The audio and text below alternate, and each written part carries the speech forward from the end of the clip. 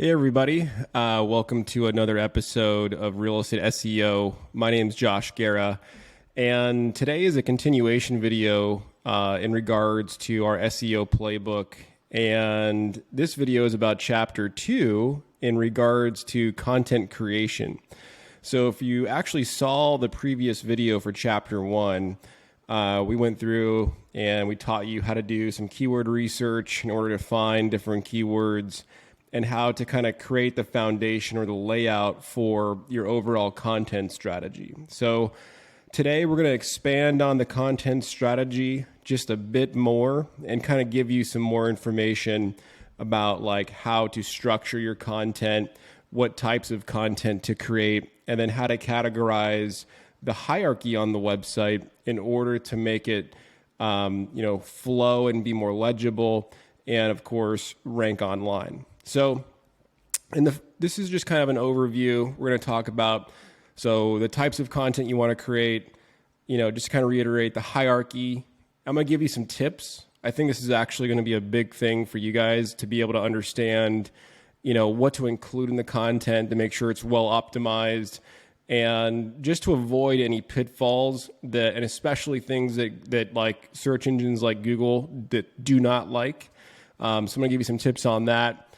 And then really also too, like if you're brand new to actual SEO and you want to actually create an overall foundation, I want to make sure that you launch your SEO campaign in a meaningful way. So I'm going to give you kind of a content launch, I guess like overall objectives. And then the next thing is the regimen moving forward. You really got to have a regimen, just like you're working out, right? You got to have something that you stick to, that you continue to build upon. So that way, you're progressing your website and it sets you up for success moving forward. So the first thing is we're going to chat about is just types of content. And it sounds rather simple, but I think that a lot of people kind of miss the mark.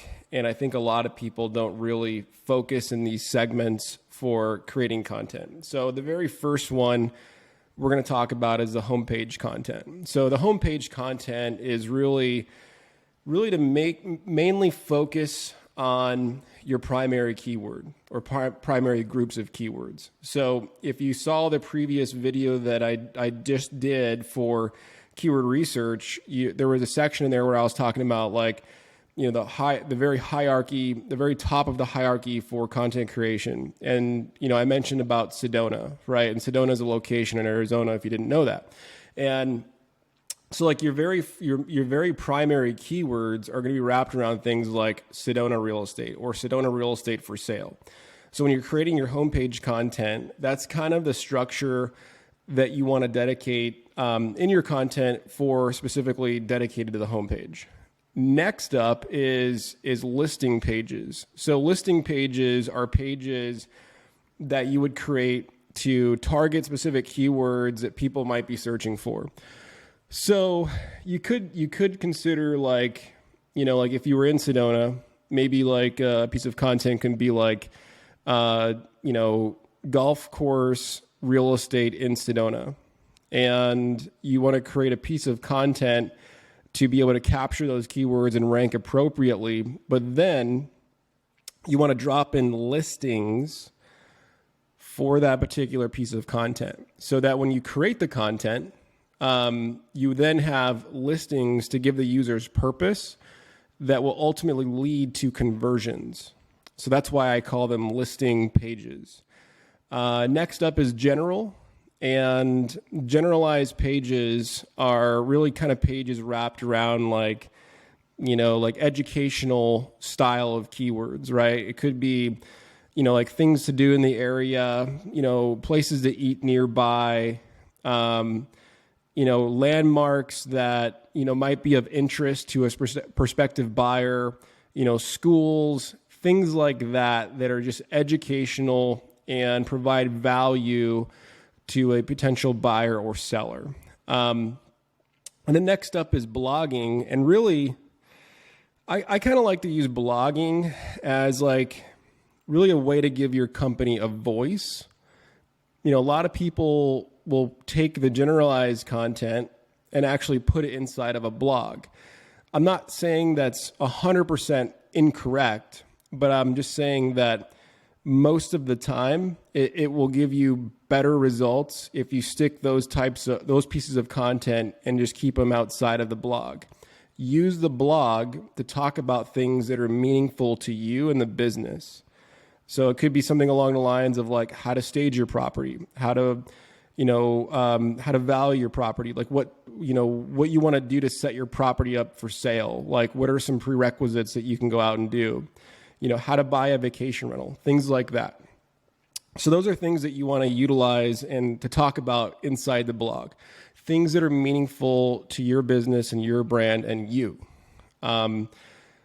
So then, after, as you're kind of going through this process, I'm going to kind of zoom in probably in the actual Excel file.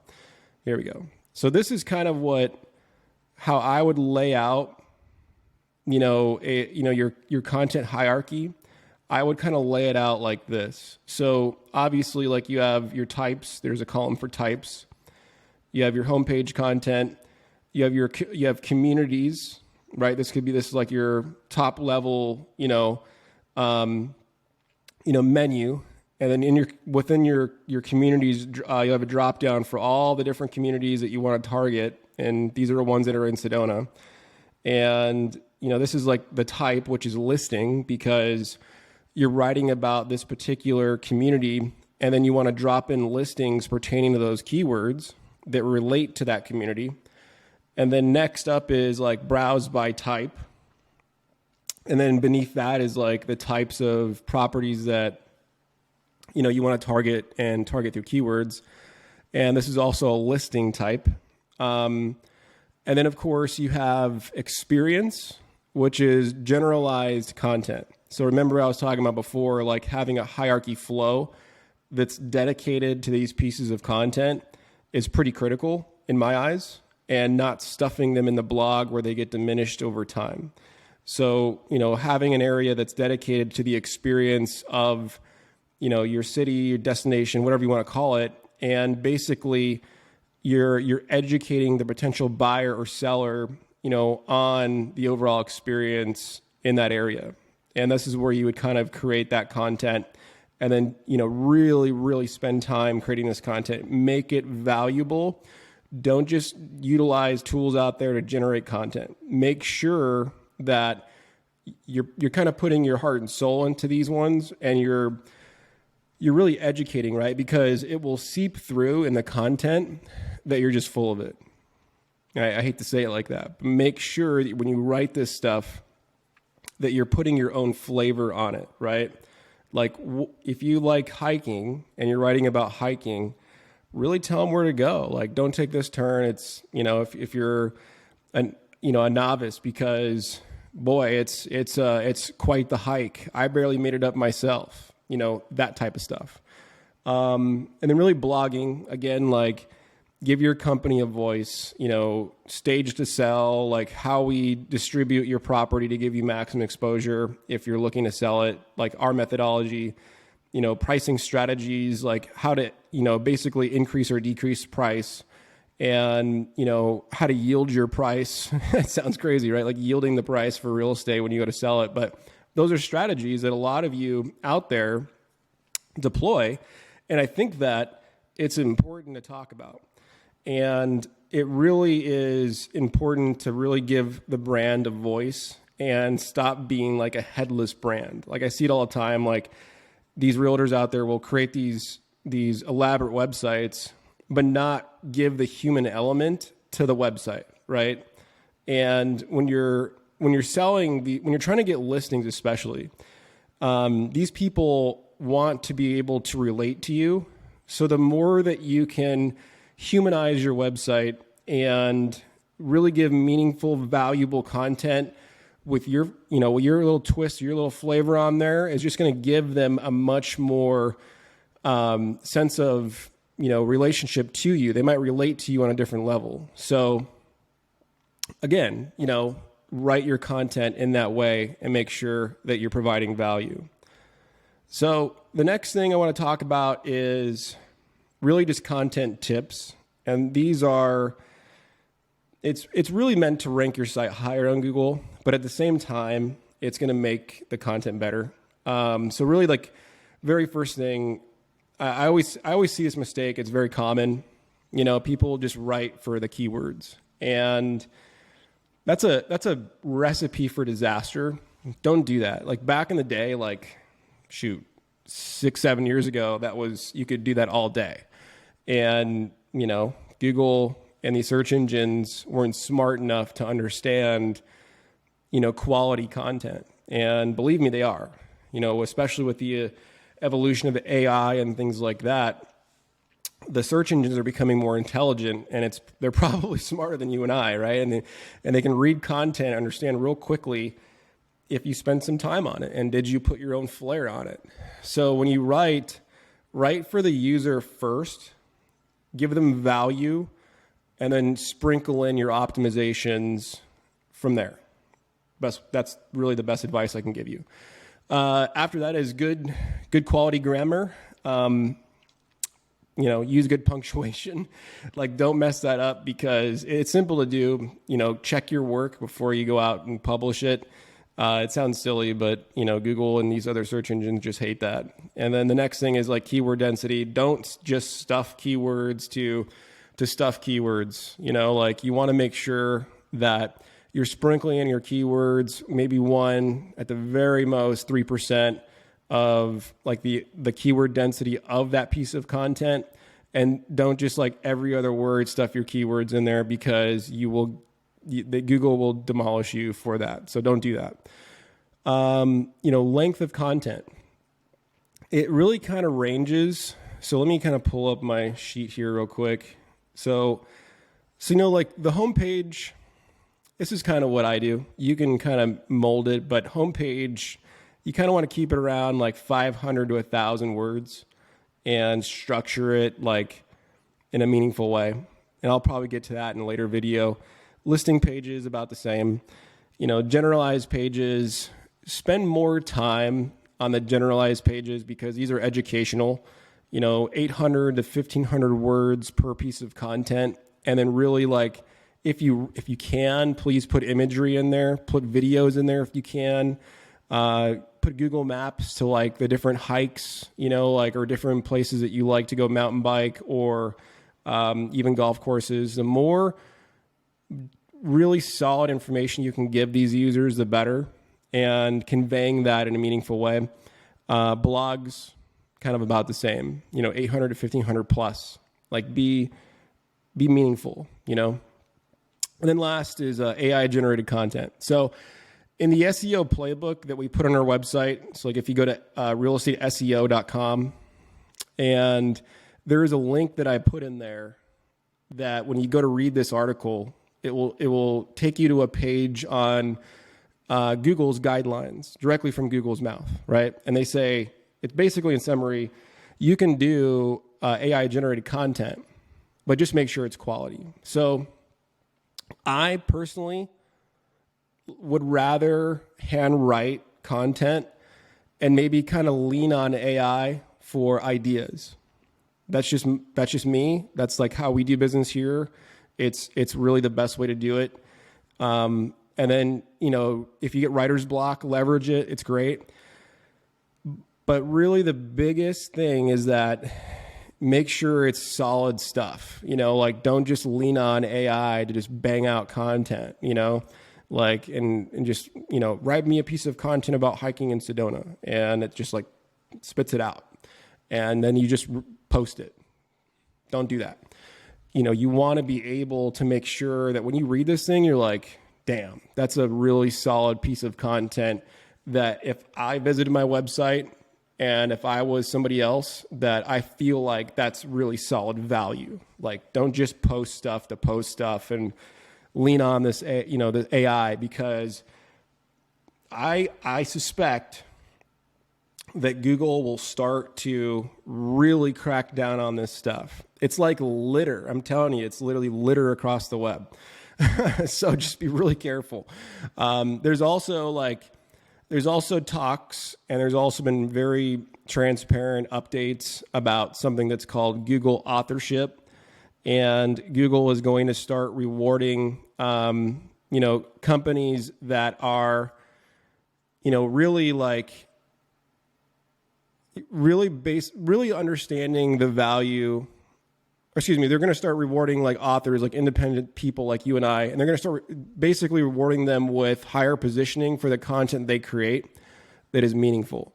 So the more an author creates solid content and Google sees them author on other websites, they're going to start carrying more weight, I think, in the future to these authors. It's not proven 100%, but it sounds like this is kind of where things are going. So just kind of keep that in mind. And then really really setting up when you go to launch your website and when you go to launch like your first SEO campaign, you really want to, this is more of like a psychological thing. I hate to say it like that, but when you launch your first SEO campaign, you don't just want to launch it with like 1 or 2 pieces of content. You want to launch it with enough content that when Google indexes it, you kind of have like a meaningful spike that just feels good, It sounds funny, but it's true. I mean, you don't want to launch with a few pieces of content. It's not going to move the needle. You want to see something kind of shift a little bit, And what I usually recommend is launching with about 12 pages of content.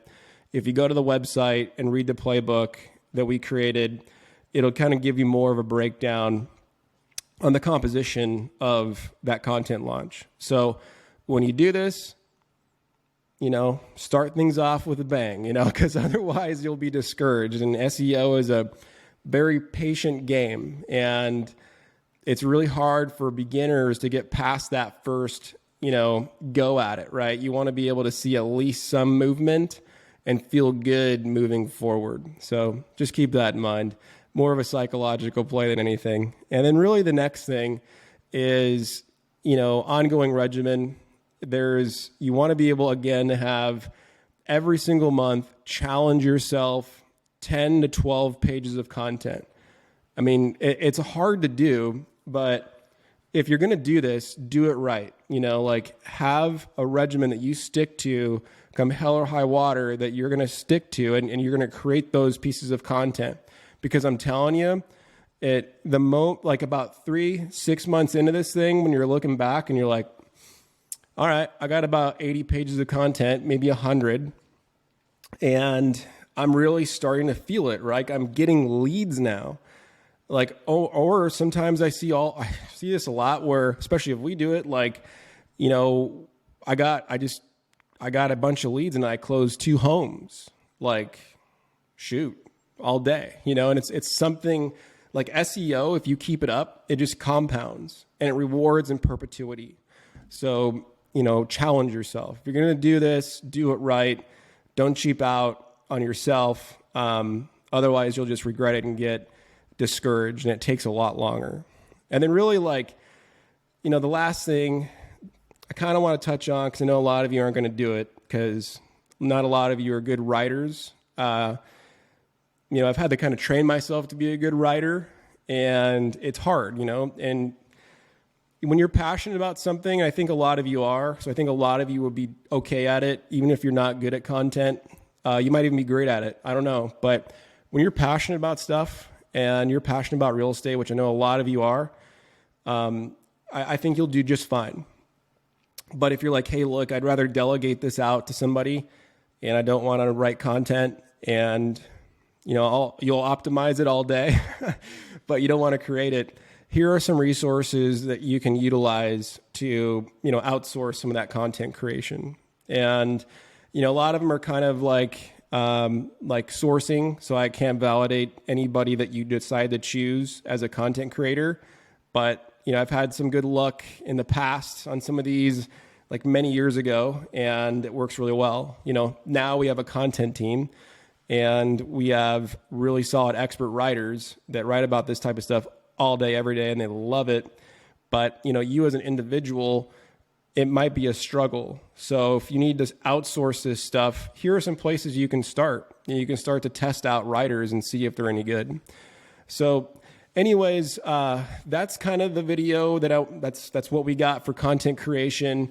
I encourage you that if you really are serious about doing, any sort of SEO on your real estate website, to visit our website, realestateseo.com, and, read the page or download the book.